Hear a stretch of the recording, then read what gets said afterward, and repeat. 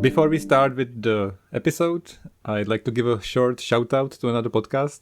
Have you listened to any book podcast? Not really listened to any book podcast, but I've listened to general recommendation podcasts, which sometimes recommend also books. I've tried a bunch, and usually they fall into the category, I think we talked about it, that they just over-explain, they interview the authors, and it's kind of dry, or they just have it like a joke show, and you don't really learn anything. So finally, I found a good book podcast recently, and I wanted to give it a shout out, and vice versa. So it's called Book Retorts, and Sam and Danielle from the US, they have an idea that one of them picks a book, and they explain it to the other person who doesn't know anything about it. All right. And they try to convince each other that it's worth reading, or that it's a good piece of media, and they take turns. I've listened to the first episode, which was a book by Isaac Asimov. The name of the book is The Gods Themselves. And it was really funny, because I always thought that Isaac Asimov is like a very hard sci-fi serious writer. But in this book specifically, a third of the book is like based on 3 gender alien sex relationships, which and one of the genders is called the hard ones. So I was like, what? The hard ones. So basically, Sam tried to convince Danielle that this book isn't complete nonsense. I'm not sure he succeeded, but I really enjoyed it. So thank you, thank you, Sam, for making this show. You've successfully persuaded me not to read this. And the title you said is The Gods Themselves? Yes. Okay, yes. Interesting. So they started doing books, and then they shifted into movies and like TV shows and other series. They've already up to episode 76. It's been going for a while. I really like the podcast, so I wanted to recommend it. So if you're interested, just go to bookretorts.com or search for it on iTunes or Spotify or all the social media. I think they're all over the place. Yeah, that's cool. I'm gonna try. Okay. So let's get into the episode.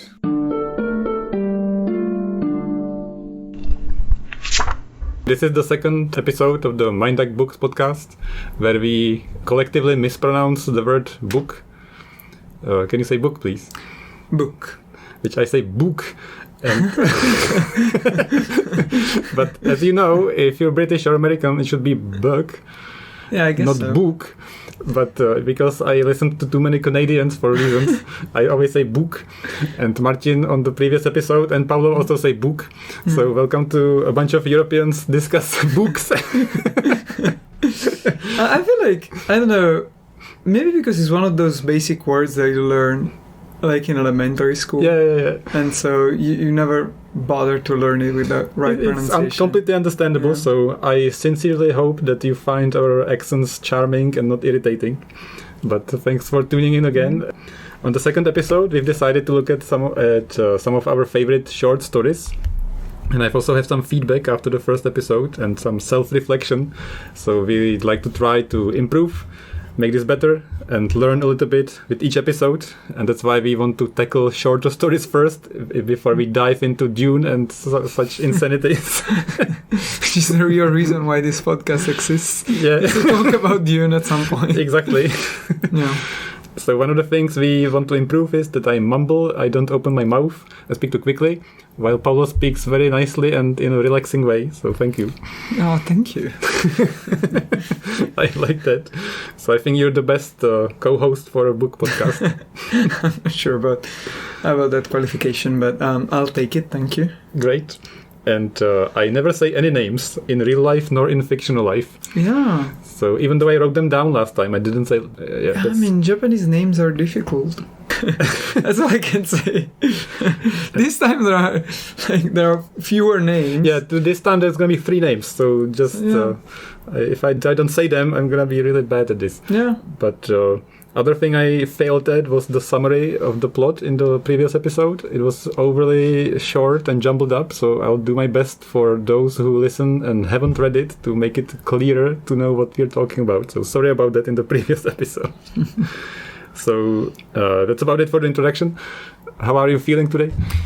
I'm good. Yeah. I wanted to thank you for suggesting this short story. Because, really? Yeah, we're starting with the one you suggested. Yeah, because I feel like I would have never read it otherwise. I want to say, like, I'm not a big fan of short stories, to be honest. Okay. Like, I find it really hard to read them usually. So I'm really glad when I find something that I actually enjoy as a short story. So yeah. That's awesome. This short story is definitely, if you ask me my favorite or the best, I don't think it's the best, but it's definitely the one I remember the most and affected me the most when I was younger. Okay. That's not a great thing to say. Yeah. I'm not sure. For people who know about the story, I don't think that it definitely hit home. Like it hit hard, and I had many things to relate to very strongly, and I had a lot of things to think about. And it was the first time I ever read something that it really made me like think. All right. That's why I remember this so much. Okay, I guess that's a good way to put it. Like, it's definitely the kind of story that lends itself to a lot of reflection. Considerations after you finish reading. You could say it broke my naive teenager's heart. Oh, wow. Okay. Well, anyway, the story is called The Changed Man and the King of Words. And it's by Orson Scott Card, which still is my favorite writer of all time. I've read a lot of his things, by far not all of his things, because he's insane and he keeps writing new things and starting new series. Yesterday I checked on his website, headtrackriver.com, which I like. He also does like reviews and things, so I also like read his blog and stuff. And he already, like, since I last checked, he started like 4 new series of books or something. Wow. It's like, damn it, just stop writing books and finish the stories you're writing now. Yeah. So, I don't think he can finish that at all. Like, he was born in 1951, so that's like, so he's 70. Yeah. So he looks fine. He's in good health. He loves writing and everything. But so many books. Damn it! Stop writing the books. I mean, let him enjoy his his retirement, even though he's not retired. He lives with stories, and I think this story is also like personally relevant to him because he wrote this as one of the first things that became really successful in 1982. It was before Ender's Game, which made him famous and won a bunch of awards and started all these like insane series. Like before the Ender's Game, he didn't really do a lot of long sci-fi series, but when the Ender's Game made a lot of money, he made like 5 books of Ender's Game, and then the same story from a different point of view, the Shadow Saga, from like a different character from the same story, 6 more books, and then there is like some sequels, prequels, short Why stories. Is there like one more book if it's from another character's point I don't know. I'm not sure how many more. But this character speaks more. So then there is a prequel of the Ender's Game and a prequel of the Ender's Game, and he's like co-writing it with somebody, and I've read all of it, and it's pretty good, but it's too much. Yeah, I mean, it sounds like it. Yeah. So I'm a fanboy, so it's definitely affecting why I chose this story. Yeah, for me personally, like I had never heard about. I shouldn't say I've never heard, because I feel like you told me about Ender's Game before. So I've heard about him before, but like, if you had just asked me like, oh, who's this guy? I would have been like, I have no idea. Someday in the far future we might do like Ender's Game on this podcast. But I actually prefer to do things that are not so blatantly famous. So I think Ender's Game is one of the most famous things. Yeah, I guess so. Which Dune is also, but nobody reads it, and that's why we should talk about it. Yeah, Dune, is really famous, but... So that's an exception. Yeah, and also, like, Dune, everyone only reads the first book because they're terrible people. Yeah. Anyway, to get back on topic. Yes. This story was released first alone, and then released again in a series of short story compilations. The first one was the most successful, and was called Maps in a Mirror. And it was part of a series called Tales of Dread, like horror stories. Which is why the ending happened. And yes. And if you read this story and don't read the last paragraph, I think it will improve it so much. Because I feel like he added the line at the end just to make it a horror. Because it's in a horror collection. If it wasn't there, it wouldn't have to be there. Like, the ending is completely fine without the brutality. That's true. That's what I want to say. No, I agree. At the same time, I feel like if the story didn't have a brutal ending, well, I guess we're spoiling that the ending is... Well, we're just saying it's a bad ending. That's anyway, if the story had a good ending or like pleasant ending, I guess it would be boring story. Oh, okay. I don't want to say boring, but like... Oh, I see what you mean. It wouldn't have a punch at the end. Okay, like... I see. All right, I'll forget about it like after a week. It feels very real, and then the ending wouldn't feel real at all. That's what I mean. Yeah, I feel like the ending like really seals the story. Okay, that's a good point. So my speculation was that he didn't want to have that there because he added it only for the horror, but that's just speculation. Okay, yeah, could be. Yeah, so just a few things to say before we get into spoilers, because there's not much that we can really talk about without spoiling this. So one of the things I like about the story is that it merges mysticism and science, kind of, which is the type of story I enjoy. That they don't really say it's magic or something, but they hint at it. And it's not really supernatural, but it kind of could be. And it feels like it, even though it's like justified or explained. So that's the right like line in between nonsense magic and like hard sci-fi that I like. Yeah, that is true. It is... I don't want to go back to talk about Dune, but it does kind of like that same like exactly. mystique. That's why I like it. Which is grounded in like kind of science. Exactly. So that is definitely true. I didn't think about that, but it is true. Also, it's very provocative. It's like shoving in your face a bunch of ideas, and you do something with them. It's just trying to make you think by any means necessary. And I think it's very, very easy to read. Like one of the easiest things to read. That's why I liked it when I was a younger child. It is definitely easy to read. Like I read it on the train as I was going to work and then coming back home. And it's like, super clear. Like everything happens. You absolutely know what happened, why. Everything's clear. That's why I like Orson Scott Card, because his characters' motivations and thoughts and feelings are so clearly explained. That's what I like about his work the most. Like again, Dune, they have paragraphs about the thought process of the characters. So in this short story, it's the same. They have in italics, like after somebody says something, sometimes they say like what he meant, which is like, you wouldn't need this, because if you think about it, you know this, but you wouldn't think about it sometimes and you would miss it. So I appreciate it. Yeah. Because they tell you what they meant.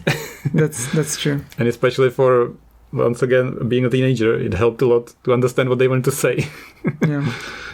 So anything you want to add before we move to spoilers?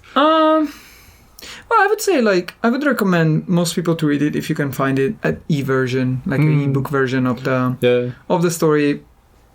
I would say to give it a shot. Even like for me, I as I said, I personally don't really like short stories, but it's very easy to read. It's very quick. It gives a lot of food for thoughts.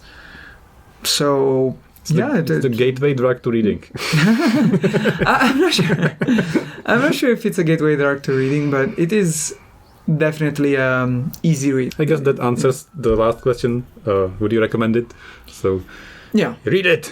Yeah, I would recommend reading it. And don't read the whole collection of stories. They're very hit and miss. So there's like 7, maybe even 10. And some of them are just blatant like exploitation horrors, like disgusting like gore. Some of them are like kind of thoughtful. It doesn't go well together, I didn't feel like. So I wouldn't recommend the collection of stories, but I recommend this one. Okay, so let's move on to spoilers, and we have a lot to talk about. We'll see if it's short or long. I'll try to make it concise somehow. So to try and do a better job than in the first episode, let me give you a short summary of what happened. Yes. So this story is about stories and a family of 3 people. Alvin the father, Connie the mother, and Joe the son. And the son is a genius. He's really, really clever. He loves to pretend to be characters in stories. Yeah, it is like this small family where all three of the characters are clearly representing like something. Okay. So the father is clearly like the hard scientist who only believes in science, only cares about science, the deterministic reality. Okay. While the son is the creative genius, and the mother is the emotional side of the family, I would say. So, yeah. Okay. So he gets into stories, and the whole premise behind this is that people love stories. They like to rationalize their life by putting it into stories, comparing it with stories. People are just obsessed with stories. That's why the son Joe is obsessed with stories, and it's just his whole life. He just loves being in stories. And the father is very rational, and he hates that. So he tries to get the family away, and he bans the son from like playing pretend. So the son does it in secret with his mother, and at the same time they study, and the son is really clever, so the father teaches him. Until one day they find a set of tarot cards in a bookshop, and the father buys it for the son, and the son becomes obsessed with like the stories, because the tarot cards can mean anything you want, so he can tell the story, like interpret the story, say anything they want about the story. And he because he's very clever, he wants to make a program, like an application that will lay out tarot cards in such a way that they will always tell the truth about people. And he becomes obsessed with making this application. The parents are worried, but he finishes it, and it works like too well, and people are very worried about it, except the father, of course, doesn't believe any of it. And he lays out the tarot cards for his mother and tells her the truth about her life, and she's like horrified, completely like done. Yeah. And some scientists catch wind of that, and they test it, and they like do some studies, and they find, not conclusively, but like above average positive results, that they actually work, like the cards actually tell the truth about the subjects. But they need one thing for that to happen. They need to be honest when inputting something. They can input anything they want into the software, but they need to be open and honest about it, which is what the father doesn't do in his so first the father test. Pretends to trick it. Yeah. But they also need the son. Like, it doesn't work without the son. Yeah. So that's where the mysticism comes in. So it's this like the hard software, but it doesn't do anything unless the son Joe interprets the cards, because he's so obsessed with stories. He's read all of the stories. He memorized all the characters that he just wants to like impersonate with the cards, and just explains it so well that it scares people how true it is. Yes.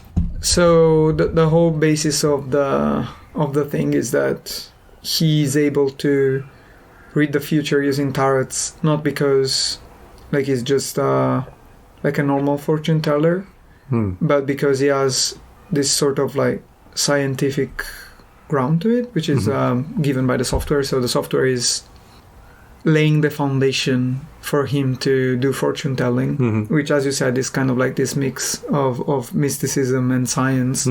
So, of course, the father hates it, condemns it, forbids it, doesn't take any part of it. And as you'd expect, the whole story culminates with the father finally doing it properly and losing his shit, basically. So I feel like, in a way, he lost his shit. But at the same time, after that, it's more like the son lost his shit. Like, that's the question, yeah. Yeah, like towards the end, it felt like the father was... Yeah, I mean, he wasn't the best person with words, but at the same time, because you see the ending from his perspective, it doesn't feel like he was doing anything that bad. Like, he was just... Okay. Yeah.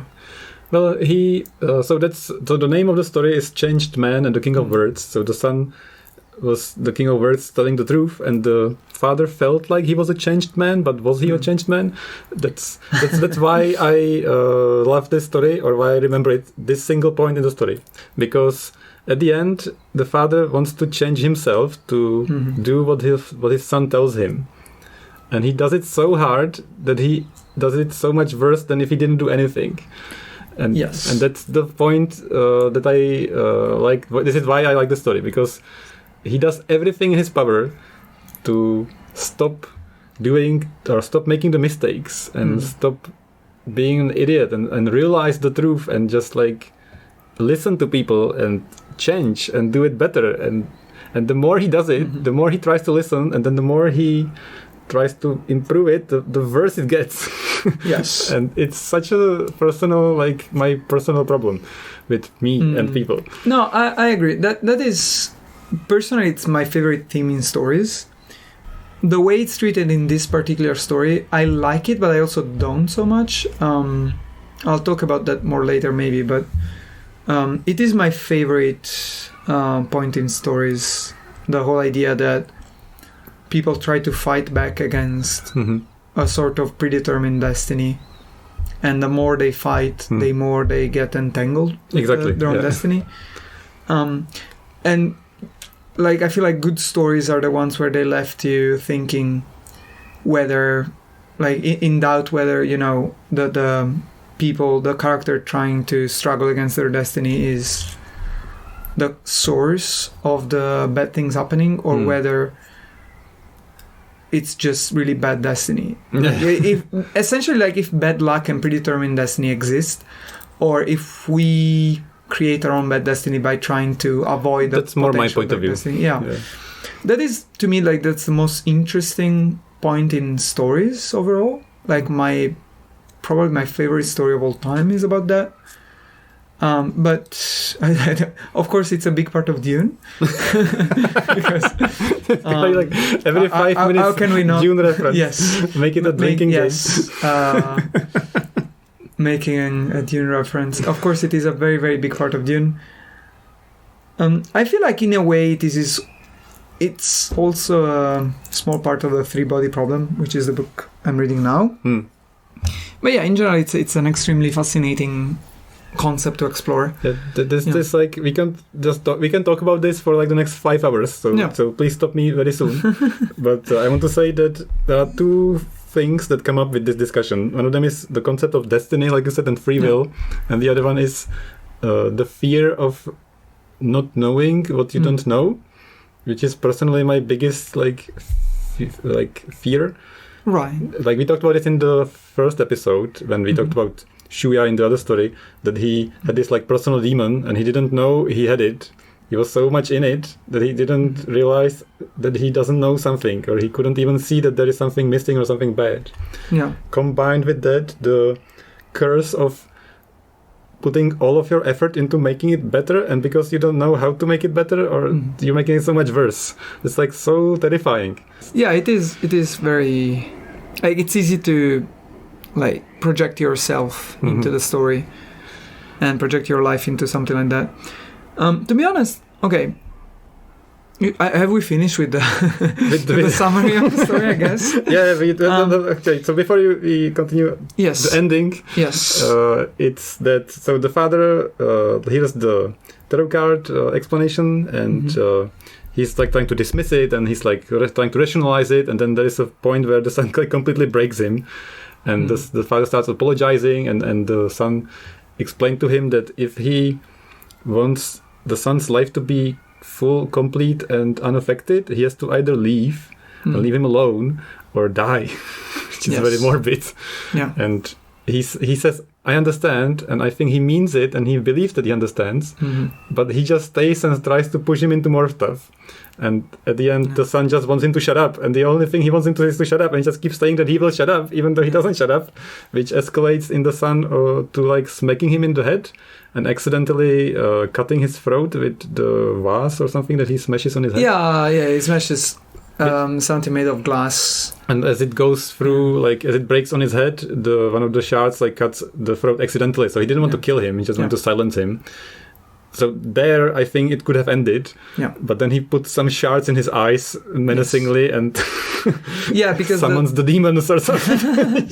Well, because the whole story was like the story is full of references to the Oedipus story. It's ancient Greek tragedy where the son of a king is destined to kill his father and take the father's wife, so his mother. So the father exiles him, and he grows up and not knowing he's a prince. And then he grows up and he accidentally kills his own father, not knowing that that was his own father, and then accidentally marries his own mother. Yeah. Again, not knowing that that was his own mother.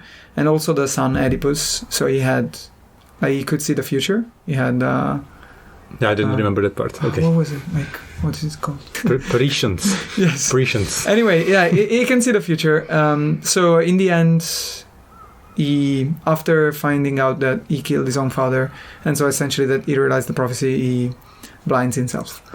And I forgot that part. I didn't remember that he blinds himself. Okay, never mind. He blinds himself, or someone else blinds him. Anyway, he becomes blind, and he becomes a wandering, blind fortune teller, essentially. Waiting for the Dune reference.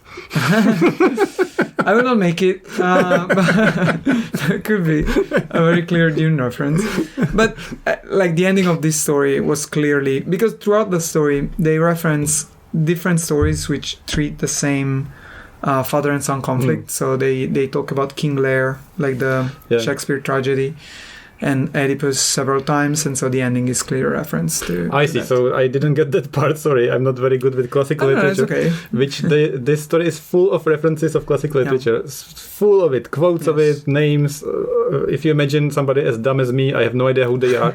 But that's why I like this story, because even though I didn't know who they were or what the story actually was, they put it forward in such a way that I got the reference, even though I didn't know it, which I appreciate very much. Yeah. So that's very cleverly written. Yeah. You don't have to know the reference to appreciate the reference, which is very nice. Yeah. I don't think I've ever had that happen in a story. Yeah, I wonder if they can understand our Dune references. They can't. Without reading Dune. They that can't. Would be the biggest success of my life. Yeah. So that's how the story ends. And I'd like to look at some moments or quotes or thoughts, but I'd like Paolo to speak more because he got some notes. Yes. So as I said before, so I'm not really that big into short stories. But I have some experience reading short stories, and in this specific case, the style reminded me a lot, and I think this is not a coincidence, of Stephen King's short stories. Okay. And what I mean by that is, if you read Stephen King's short stories, it's very easy to understand that essentially he had an idea. He thought, this thing is cool, and I want to make a story about this thing. That makes sense. Yeah. And I feel like this short story is kind of the same. So the author had an idea, had a concept, and they said, I don't know what story I'd write, but I want to write a story about this. Yeah, that's definitely how I think about things. That's probably why I like it. So, and in this case, again, I feel like the idea was, again, the father-son conflict. I feel like his basic idea, the one he formed the story around, was using the father and son conflict as a conflict between, as we said before, more like rationalism and creativity. Because it reminded me about my favorite writer, who's the guy I told about in the first episode, is called Italo Calvino. One of his books is essentially a book where the story is there is this tavern and people gather at this tavern and they have a deck of tarots. Okay. And they place the tarots on the table and they use the tarots to tell a story. Okay. And then in the end, the stories cross paths, and at the end of the book, you can see the whole picture and all of the stories that have been created using these tarot cards, which is kind of similar to this idea. And the other thing which reminded me of this is another story by Calvino, which is called, I don't know the English title, but Count Who Was Cut in Half. Okay. Yeah. Sounds intriguing. Yeah, it's like a fairy tale. Okay. Where this guy gets cut in half, and one half is super good, and the other half is super evil. Okay. But every character in that story is a metaphor for something else, and two of the characters, they are the representation of science and technology, And I feel like this is kind of the same in the sense that the three characters clearly the representation of something, and the father, as I said, is a scientist. And I think, again, on one side, he represents the adult, and adults tend to try to filter reality through realism and, again, science. And he also tries to commend the way world has to be seen. Again, it's a very deterministic way to see the world. In the story, it says that he creates life. He can, and the son accuses him of, he likes that because he has complete control about what the cells do, what the bacteria do. So it really feels like, again, the way a father and a scientist wants to have like their life to be, which is complete control over everything.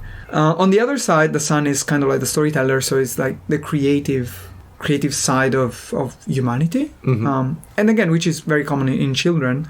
And his idea is that human actions and human behavior is not something that can be determined. It's not something that can actually be studied, which is, I felt like that was the point of the tarots, where like, yeah, you can use a software, but at the end of the day, you can just make stories. You can't really understand how it works. He exists as a critique to that way of seeing the world. And a point of the story which kind of hints at that from the beginning is, we didn't talk about this because, I mean, it's not that relevant of a detail. When they were about to have the child, the doctor said, that child will probably be a stillbirth, so he probably would die before being born, or even if he's born, then it would be really stupid. And the mother insists, and essentially the mother goes against science, and the son is the victory of I see, kind of like makes sense. Feelings and irrational behavior over science, because not only like he lives, but he becomes a genius, which again, it's something that shouldn't have happened. I guess that's very intentional to show this, which I completely missed, I have to admit. No, I mean, it's okay. That's kind of like the way I looked at the story. Oh, it's interesting. I mean, I have no idea. I don't know. You're reading so much into the story. It's fun because it's just 30 pages. Yeah, I mean, that's probably I'm just making stuff up. But that's exactly what goes through my mind too, that there's so many things you can just start thinking about. It's like a good starting point to consider many things. So it's kind of eye-opening. Yeah, that's why that's what I really liked about the story was it's only 30-something pages, 36. Yeah. Even in such a short time, the author was able to condense all of this, like all of these concepts and all of these ideas and all of these possible readings. And most of the things you said I didn't even think about, so that's interesting. Okay. Yeah, one of the things that is like the main premise, like we said, is the idea that you live with stories and identify with stories, which always comes up somehow in my life. Like the fact that people always seek meaning and they always want to put themselves in a story, and everything you think about, you think of it as a story. Yeah. So it's kind of a like limiting concept that makes you have a narrative and search it, and that makes you become it. And then there is a quote that we were supposed to put at the end, but I'll just say it now, and I'll just paraphrase. That's okay. And that's that. They like ask a question, or they ponder about it. That is it that we tell true stories, or is it that because we tell the stories they are true? So it's like a point that they stop at, and I think this is the perfect like circular logic, free will, language thinking problem explanation that always comes up, and that is that maybe all this discussion about destiny and like meaning and free will is a problem of language and like thinking. It's not a problem of the universe. No, it is narrative. Yeah. Personally, I see that all the time in sports, because you can clearly see that happening in real life, where you could have a very plain way of saying things, where it's just like, there are two teams, one team wins because it's stronger and they played better, whatever. On the other hand, you can create a story and try to understand, why has everyone reached that point? What are all of the backstories? What are the feelings, either real or perceived? So I think it's a very interesting real life experiment of that, if you will. Yeah. Exactly. It's impossible to find yourself being locked in a pattern that is somehow familiar, experienced, or resembling something, which is so strange to think about. If you consider that everything that you decide, consider, like live, it's always fitting in some kind of story, which makes me very scared in connection to this short story. Like sometimes I think about it because it's like it like gives power to people who lay out tarot cards, because they can like force this story onto you, which is another quote that I'll read at the end, that the father says blah blah blah, and the son is like, okay, just shut up and stop forcing your story on me.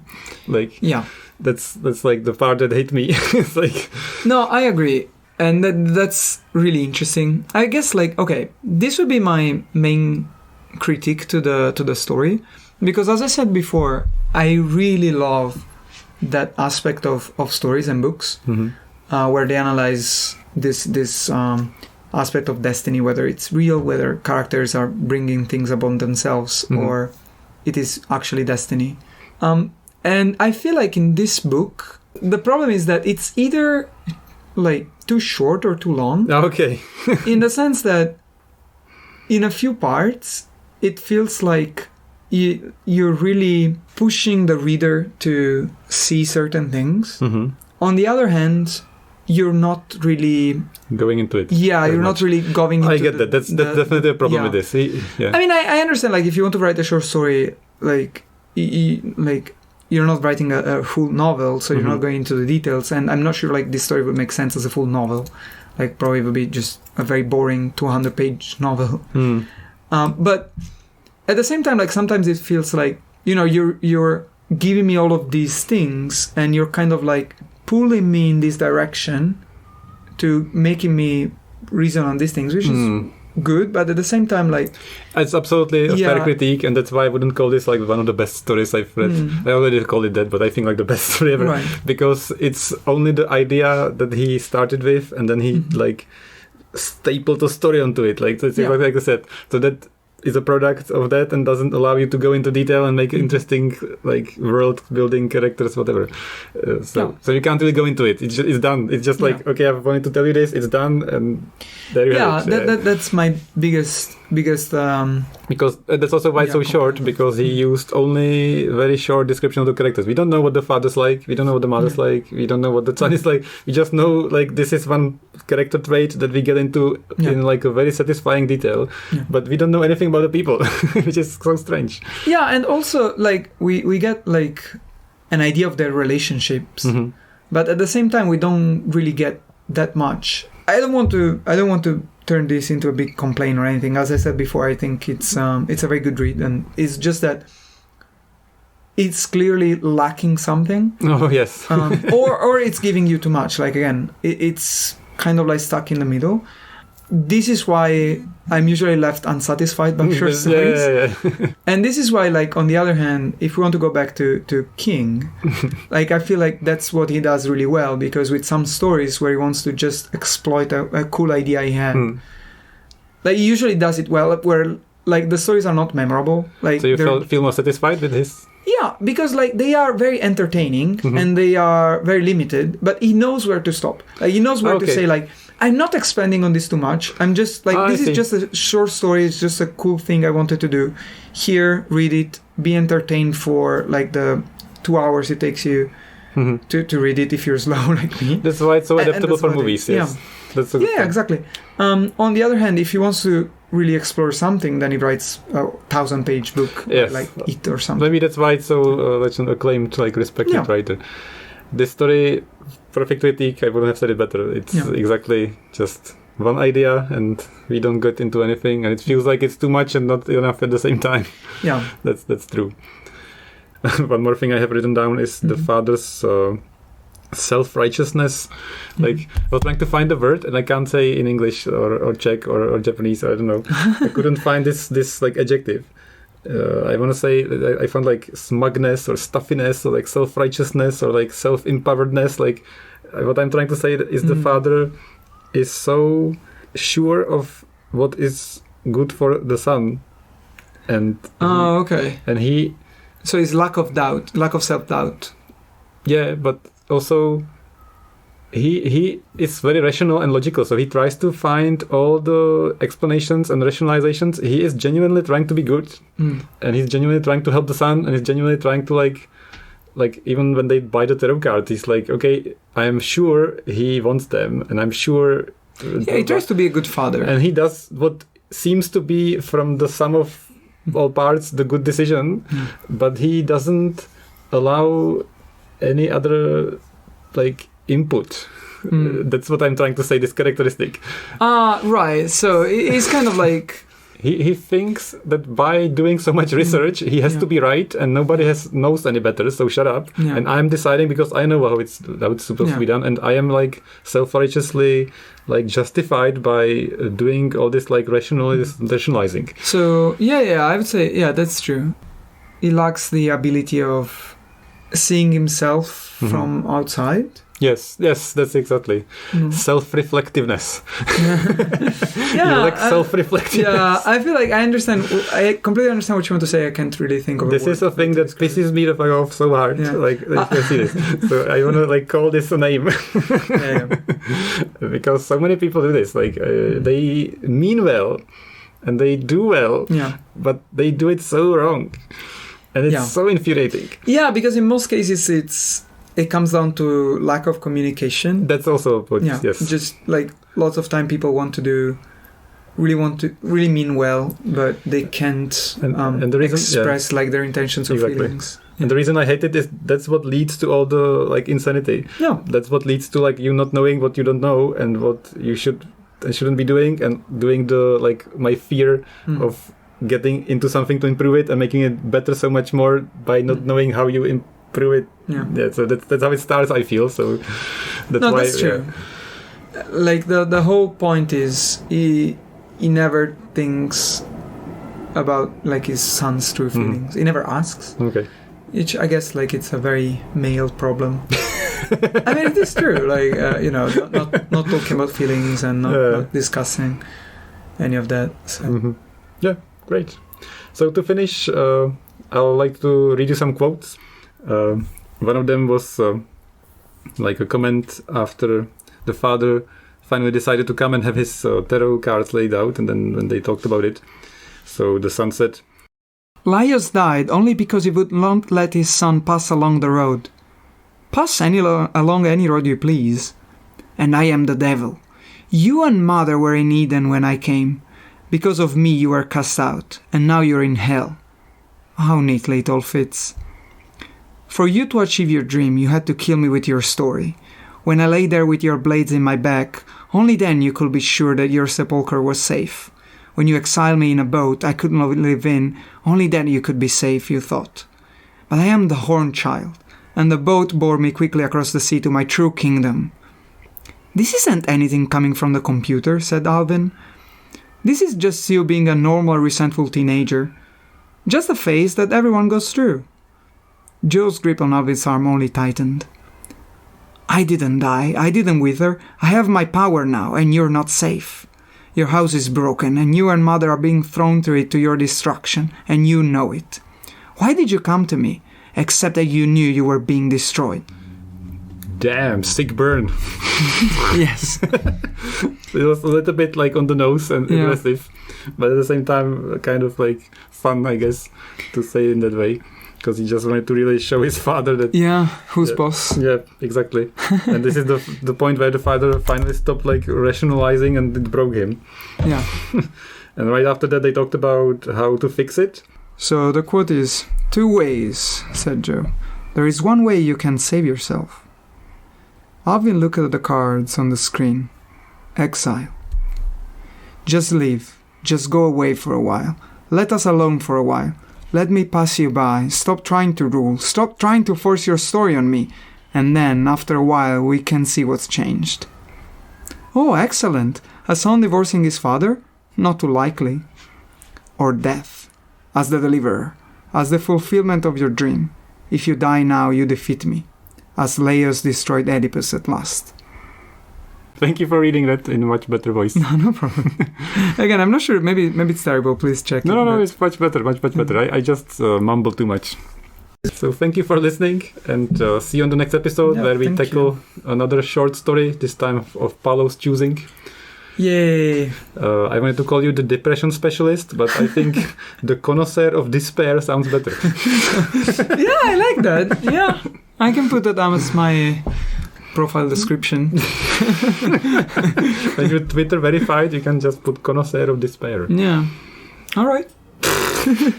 I'll probably do that.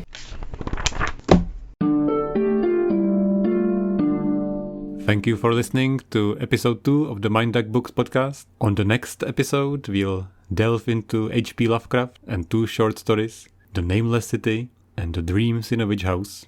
We're really excited about recording this podcast, so we've already planned many episodes, all the way up to 10.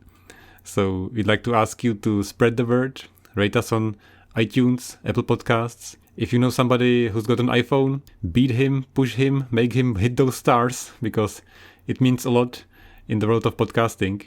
Don't subscribe to us on YouTube. Don't follow us on Instagram. Don't go to Facebook, Twitter, Pinterest, or any of the other platforms we're on. Nobody cares. Just rate us on Apple Podcasts, please. It would be very much appreciated. Thanks again, and see you in the next one.